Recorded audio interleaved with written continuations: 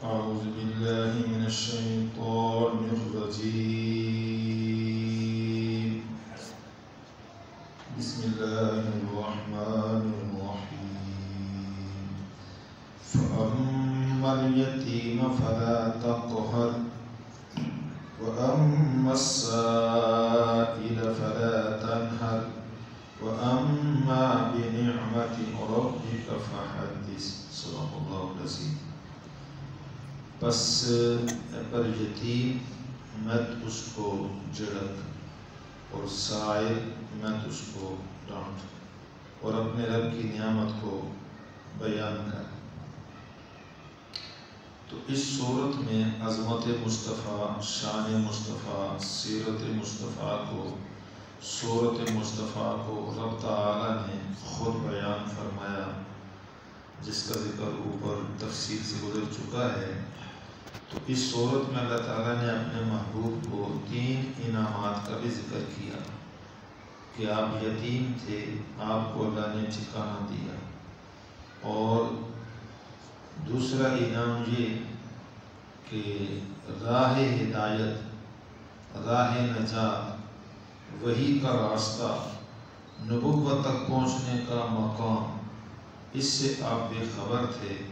اللہ تعالیٰ نے آپ کو یہ سب راہ دکھلا دی. اور تیسرا یہ کہ آپ فقیر تھے، یتیم تھے، اللہ تعالیٰ نے اپنے فضل سے آپ کو غنی مالدار کر دیا. دنیا جہاں کی دولت اللہ تعالیٰ نے آپ کو ودیعت عطا فرما دی. تو یہ 3 انعامات میں شکر کے طور پہ 3 حکم بھی جاری فرمائے. تو پہلا حکم یہ تھا کہ یتیم دروازے پر آئے تو اس کو جھڑکنا مت، ڈانٹنا مت، یہ گزر چکا ہے کل. اب دوسرا حکم یہ ہے وَأَمَّا السَّائِلَ فَلَا تَنْهَرْ. اگر سائل آ جائے تو اس کو بھی جھڑکنا مت، ڈانٹنا مت. سائل کا معنی ہے سوال کرنے والا. سائل دنیا میں کئی طرح کے ہوتے ہیں. ایک سائل ہے اپنی معاشی حاجات کا طلب کرنے والا، اپنی ذاتی ضروریات کا طلب کرنے والا. ایک سائل یہ ہے، سوال کرنے والا فقیر آدمی.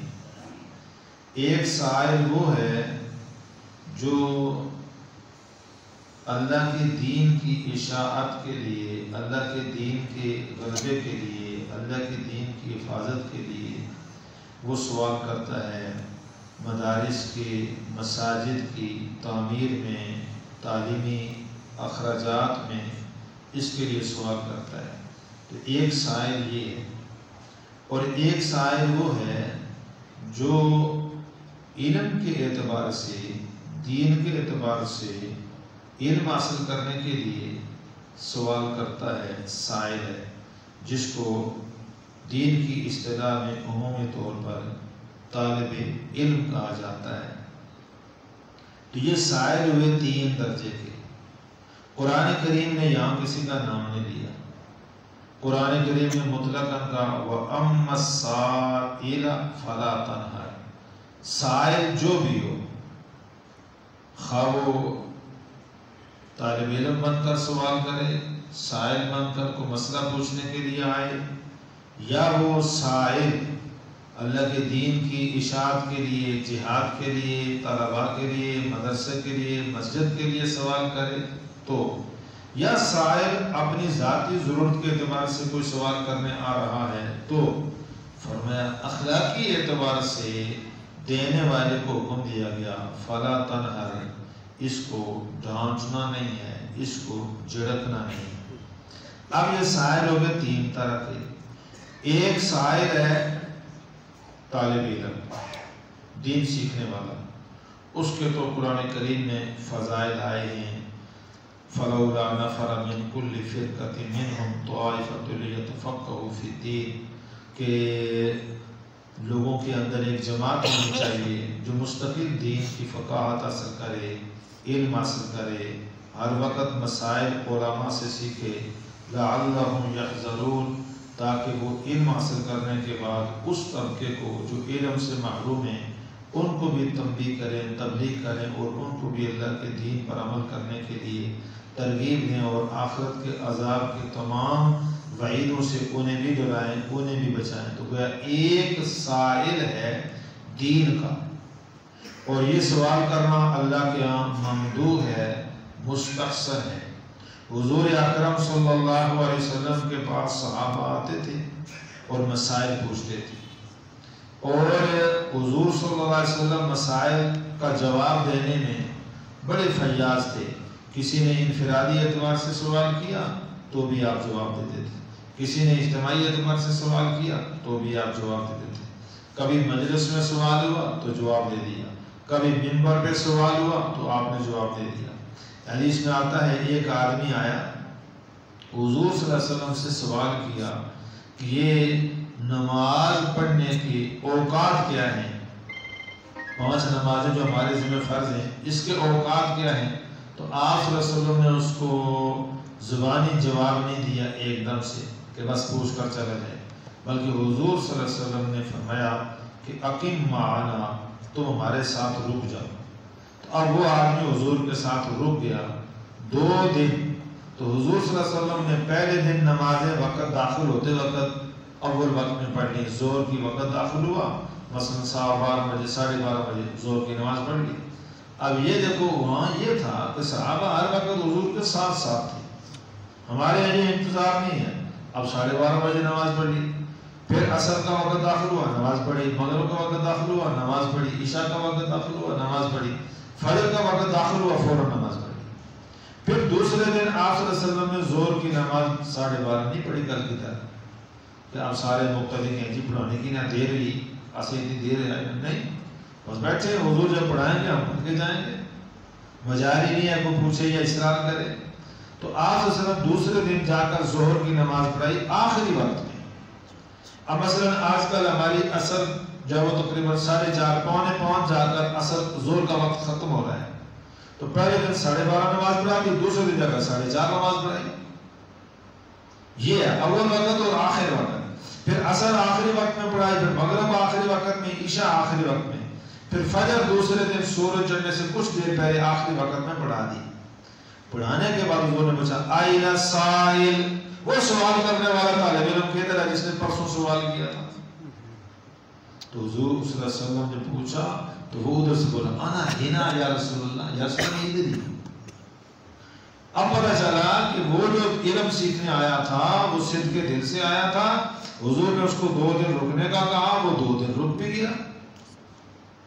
ہمارے یہاں سوال پوچھنے کے آداب اور ہوتے ہیں، چنانچہ حضور صلی اللہ علیہ وسلم نے اس کو فرمایا کہ یہ جو ہم نے اول اوقات میں اول دن اور دوسرے اوقات میں دوسرے دن نماز پڑھی ہے، یہ ابتدائی اور انتہائی وقت ہیں، ان دونوں وقتوں کے درمیان میں اپنی سہولت سے جب تم نماز پڑھو گے ادا ہوگی، یہ نماز کا وقت ہوگا۔ تو دیکھو حضور نے سوال کا جواب کس انداز سے دیا۔ چنانچہ رسول اللہ صلی اللہ علیہ وسلم سے صحابہ کرام نے اپنے ذاتی ضروریات کے اعتبار سے بھی سوال کیا، ذاتی ضرورت کے اعتبار سے بھی ایک یہ مسائل ہے، اور دین کے اعتبار سے، تعلیم کے اعتبار سے، اور ایک سوال ہے مساجد مدارس کی تعمیر تعلیم، اس کی ضرورت پوری کرنے کے لیے سوال۔ تو رسول اللہ صلی اللہ علیہ وسلم نے صحابہ کے سامنے، مسلمانوں کے سامنے مسجد نبوی کی تعمیر کے سوال بھی کیے، مالی اعتبار سے توسیع کے سوال بھی کیے، اور مسجد نبوی کے تمام تر ضروریات پوری کرنے کا صحابہ کو حضور صلی اللہ علیہ وسلم نے حکم بھی دیا۔ مدینہ کے اندر میٹھا کنواں خرید کر دینے والے کے لیے حضور نے جو ہے وہ بڑے فضائل بیان کیا، تو عثمان نے جا کر خرید کر وقف کر دیا۔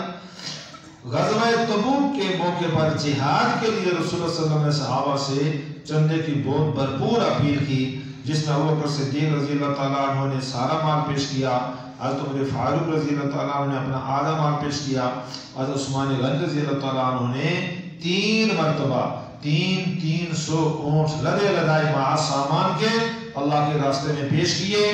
تو حضور صلی اللہ علیہ وسلم نے مال کے اعتبار سے بھی لوگوں سے سوال کیا ہے، مسجد نبوی میں مانگنے والے امام الانبیاء، اور مندہ چندہ مانگا جا رہا ہے صحابہ کرام سے، جہاد کے لیے بھی مانگا جا رہا ہے، مسجد کے لیے بھی مانگا جا رہا ہے، مدرسہ کے لیے بھی مانگا جا رہا ہے، طلبہ کے لیے مانگا جا رہا ہے۔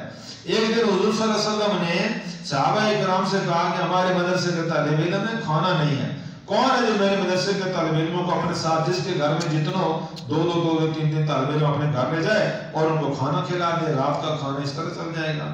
صحابہ نے اپنی اپنی استطاعت مطابق کوئی 2 ساتھ لے گیا، کوئی 4 لے گیا، ابو بکر صدیق بھی ساتھ لے گئے، اور 5-6 آدمی حضور اپنے گھر لے گئے۔ اس طرح بھی ہوا۔ بعض لوگ یہاں کہتے رہتے ہیں صوفی بن کر، اور یہ دیکھو جی اللہ کے دین کے لیے اللہ کے بندوں سے مانگنا یہ بڑی توہین ہے۔ اللہ کے بندوں سے سوال کرنا یہ جائز نہیں ہے جی، بس اللہ سے مانگو جی اللہ غیب کے خزانوں سے خود دے گا۔ بھائی اللہ کے دین کے لیے، مسجد نبوی کی توسیع کے لیے، جہاد میں چندے کے لیے اللہ کے رسول نے صحابہ سے چندے کی اپیل کی ہے۔ اس سے بڑا اور کوئی مولوی ہو سکتا ہے؟ اس سے بڑی کوئی توہین ہو سکتی ہے؟ کوئی توہین نہیں ہے۔ یہ تو اللہ کے دین کے لیے مانگنا ہے، اللہ کے لیے مانگنا ہے، اور اللہ کے راستے میں دینے کے فضائل صلی اللہ علیہ وسلم نے اتنے بیان کیے جس کا حساب ہی کوئی نہیں۔ یہ 2 سائل ہو گئے۔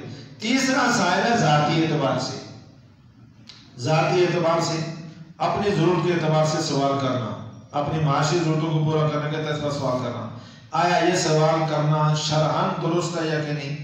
تو ایک بات یہ ہے کہ رسول اللہ صلی اللہ علیہ وسلم نے اولاً تو ترغیب دی ہے کہ اپنی ذاتی ضرورتیں، اپنے معاشی حالات آدمی اللہ کے سامنے رکھے، بندوں کے سامنے نہ رکھے۔ ایک روایت میں آتا ہے، ابو داؤد میں روایت ہے کہ جس آدمی کو فاقہ آ گیا، من اصابت فاقہ، جس کو گھر میں فاقہ آ گیا، آج کل ہمارے معاشی حالات بہت ڈسٹرب ہیں ہر آدمی کے، تو جس کے گھر میں فاقہ آ گیا تو پھر اس فاقہ کی حاجت نے اس کو اللہ کے بندوں کے سامنے اتار دیا مانگنے کے لیے، تو فرمایا لم تصد فاقہ، تو اس کا فاقہ زندگی بھر ختم نہیں ہوگا۔ اور اگر اس کا یہ فاقہ، اس کی حاجت وہ اللہ کے سامنے لے آئے، اللہ کے سامنے لے آئے، تو اغنى اللہ تعالیٰ اس کو اپنے فضل سے غنی کر دے گا۔ اب غنی کس طرح کرے گا؟ فرمایا اما عاجل موت او عاجل غنا، یا اللہ اس کو جلدی موت دے دے گا تو مانگنے کی ضرورت ہی نہیں دے گی، بس کیا غنی ہو گیا مانگنے سے، یا اللہ تعالیٰ اس کو اپنے فضل سے مال دے دے گا، اس کو مانگنے کی ضرورت ہی لوگوں سے نہیں دے گی۔ تو یہ تو ترغیب دی آپ صلی اللہ علیہ وسلم نے، فضائل سنائے کہ بندے کو جب ذاتی ضرورتیں ہوں تو اللہ کے سامنے رکھے، اللہ کے بندوں کے سامنے نہ رکھے۔ اللہ کے سامنے رکھنے کا طریقہ یہ ہے کہ آدمی 2 رکعت صلاۃ الحاجت پڑھے، اللہ سے مانگے یا اللہ میں تیرا بندہ ہوں، غریب ہوں، میرا یہ بال بچہ ہے تیرے سامنے تو نے دیا ہے، یا اللہ ان کا آٹا نہیں ہے، ان کی دال نہیں ہے، ان کا پانی نہیں ہے، یا اللہ بجلی نہیں ہے، ان کا یہ مسئلہ نہیں ہے، یا اللہ تو ہمارا مسئلہ یہ حل کر دے۔ اللہ تعالیٰ اپنے غیب کے خزانوں سے اس کے لیے وہ انتظام فرما دیتا ہے۔ تو یہ تو ترغیب دی گئی، لیکن دوسری طرف اگر مجبور ہو کر اللہ کے بندوں سے سوال کرتا ہے تو اللہ کے رسول نے پھر ایک اور بات فرمایا ان کنت سائلا لا بد، ان کنت سائلا لا بد، اگر تم مانگنا مجبوری سمجھتے ہو، ضروری سمجھتے ہو، تو صالحین نیک بندوں سے مانگا کر۔ کس سے مانگا؟ نیک بندوں سے مانگا کر۔ حضور نے فرمایا نیک بندوں سے مانگو۔ اب نیک بندوں سے مانگنے کا معنی کیا ہوا کہ جب نیک بندے سے آپ مانگیں گے تو پہلی بات یہ ہے کہ اس کا مال حلال کا ہوگا، اس لیے کہ جو اس کے پاس مال حلال ہوگا وہ نیک ہوگا، جس کے پاس مال ہی حرام کا وہ نیک کون سے ہوگا؟ پہلی بات اس کے پاس مال کون سا ہوگا؟ تو اللہ تجھے حلال مال نصیب فرمائے، حرام کا نہ ہو، رشوت کا، سود کا، کرپشن کا، غصب کا، چوری کا، ڈکیتی کا، ان سے نہیں مانگنا چاہیے۔ دوسری بات، جب سارے آدمی سے مانگو گے تو اس میں تمہارا فائدہ کیا ہوگا کہ وہ سارے آدمی تمہیں مال دے کر اللہ سے دعا کرے گا، یا اللہ یہ میرا صدقہ تو مجھ سے قبول کر لے، یا اللہ تو مجھ سے راضی ہو جا، تو وہ اللہ تعالیٰ سے اپنی درخواست کرے گا تیرے اوپر کوئی احسان نہیں جتلائے گا، تجھے کوئی ایذا نہیں پہنچائے گا۔ اور تیسرا فائدہ یہ ہوگا نیک بندے سے مانگنے سے کہ وہ نیک بندہ تجھے بدنام نہیں کرے گا، تو معاشرے میں باعزت رہے گا۔ کیوں کہ نیک بندے سے مانگو گے تو وہ اگر کسی کو کہے کہ ہمارا کو فلانا منگیا ہے نا صاحب، تو وہ تو یہ کام نہیں کرے گا، اس لیے اسے پتا ہے کہ اللہ تعالیٰ ناراض ہوگا اور میرے صدقے کا ثواب کیا ہو جائے گا، ضائع ہو جائے گا۔ تو وہ تو اپنے صدقے کے ثواب بچانے کے چکر میں کسی سے ذکر بھی، تو جب کسی سے ذکر نہیں کرے گا تو تیری عزت باقی بچے گی۔ برے آدمی سے مانگے گا تو وہ 1 روپیہ تجھے دے گا، 100 کو بتائے گا فلانا مانگیا ہمارے کرایا سے۔ تو ان کنت لا بد سائلا، اگر مانگنا ضروری بھی ہے مجبوری بھی ہے تو فصل صالحین، نیک لوگوں سے مانگو، نیک لوگوں سے مانگو۔ ایک تو یہ رسول صلی اللہ علیہ وسلم نے ترغیب دی ہے۔ دوسری طرح یہ بات بھی فرمائی رسول صلی اللہ علیہ وسلم نے مانگنے والے کو آداب میں کہ کب مانگے اور کتنا مانگے۔ فرمایا اگر فاقہ ہو تو ایک دن صبح شام کا کھانا بھی گھر میں موجود نہیں ہے تو سوال کر سکتا ہے، اور اگر ایک دن ایک رات کا کھانا موجود ہے تو دوسرے دن کے لیے لوگوں سے نہ مانگے، اس لیے کہ یہ دن تو ہے نا، اس کو چلا لے کھا لے، پھر اگلا دن آئے گا دیکھیں گے، نہیں ملا تو چلو مانگ لیں گے، اگر مل گیا تو اللہ کی طرف سے سوال سے بچ جائے گا۔ یا مانگنے کی عادت کب ہوگی کہ جب اس کو کوئی ایسی آفت پڑ گئی کہ گھر جل گیا اور غریب آدمی مکان نہیں بنا سکتا، تو صبح شام کا کھانا تو ہے، گھر کے پیسے تو نہیں ہے۔ یا کوئی ایسا موذی مرض آ گیا، کینسر ہو گیا، کوئی ایکسیڈنٹ ہو گیا، ہارٹ آپریشن آ گیا، کوئی ایسی مصیبت آ گئی جس کے علاج کے پیسے نہیں ہیں اس کے پاس، تو اب اس مصیبت سے نکلنے کے لیے جتنی ضرورت ہے اتنا مانگ سکتا ہے، جب ضرورت پوری ہو جائے پھر آگے نہ مانگے، رواج نہ بنائے۔ تو یہ آداب بتائے سائل کے لیے بھی۔ پھر حضور صلی اللہ علیہ وسلم نے دینے والے کے لیے فرمایا دیکھو اوپر والا ہاتھ بنو، نیچے والا ہاتھ نہ بنو۔ کیوں؟ الید العلیٰ خیر من الید السفلیٰ، اوپر والا ہاتھ نیچے والے ہاتھ سے بہتر ہے۔ اوپر والا ہاتھ دینے والے کا ہے، نیچے والے کا ہاتھ لینے والے کا ہے۔ تو اللہ تعالیٰ نے اپنے رسول صلی اللہ علیہ وسلم کو یہ حکم ارشاد فرمایا بطور شکر کے، ایک یتیم کو نہ جھڑکو، دوسرا سائل کو نہ جھڑکو۔ تو سائل کی 3 حالتیں ہیں، سائل کبھی آتا ہے ذاتی سوال کے لیے، اور سائل کبھی آتا ہے علم سیکھنے کے لیے، مسئلہ پوچھنے کے لیے، یہ تو علماء کا کام ہے ان کو مسائل بتانا، اور کبھی سائل آتا ہے مساجد اور مدارس اور اللہ کے دین کی سربلندی کے لوگوں سے سوال کرنا۔ تو جو بھی سائل آ جائے، دینے والے کو حکم دیا کہ فلا تنہر، اس کو جھڑکنا نہیں ہے، ہاں دینا ہے آپ کی مرضی ہے تو دے دو، اگر نہیں مرضی دینے کی تو اس کو قولوا لہ قولا حسنا، اس کو اچھی بات کہہ کر واپس کر دو، لیکن اس کو برا بھلا نہ کہو۔ اللہ تعالیٰ ہمیں ان آداب کے ساتھ ان مسائل پر عمل کی توفیق عطا فرمائے۔ ربنا تقبل منا انک انت السمیع العلیم برحمتک یا ارحم الراحمین۔ ایک ساتھی